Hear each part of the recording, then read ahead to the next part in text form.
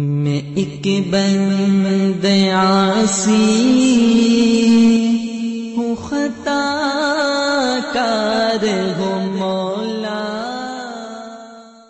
حضرت ابن عمر رضی اللہ تعالیٰ عنہ نبی کریم صلی اللہ علیہ وسلم سے نقل کرتے ہیں کہ آپ علیہ السلام نے فرمایا، جب تم سونے لگو تو گھروں میں آگ نہ چھوڑو۔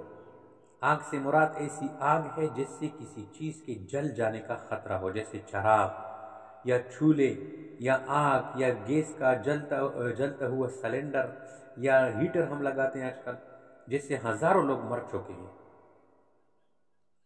اچھا، اس سے وہ آگ مراد نہیں ہے جو بجلی کی بلب کی صورت میں ہو یا قندیل کے اندر ہو، اس میں تو خطرہ نہیں ہوتا، یہ صرف آگ کے بارے میں بتایا۔ تو سوتے وقت گھر کی آگ بجھایا کرو۔ دیکھو، یہ بخاری شریف مسلم شریف کی صحیح روایات ہیں، اس پر عمل کرنے سے زندگی بچ جائے گی۔ اگر عمل نہ کیا اور ایسے غفلت سے غفلت اختیار کی اور موت واقع ہوگی اور کوئی نقصان ہوا تو یہ بندہ گنہگار ہوگا۔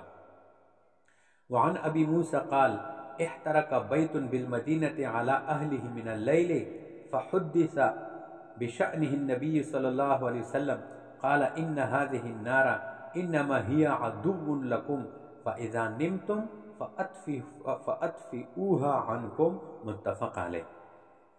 حضرت ابو موسیٰ رضی اللہ تعالیٰ عنہ کہتے ہیں کہ رات میں ایسا ہوا کہ مدینے میں ایک شخص کا گھر جل گیا اور گھر والوں پر گر پڑا۔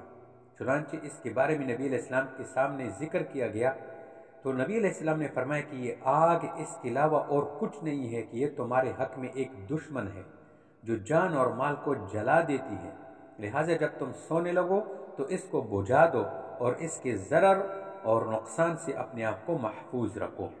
تو سوتے وقت گھر کی آگ بجھایا کرو۔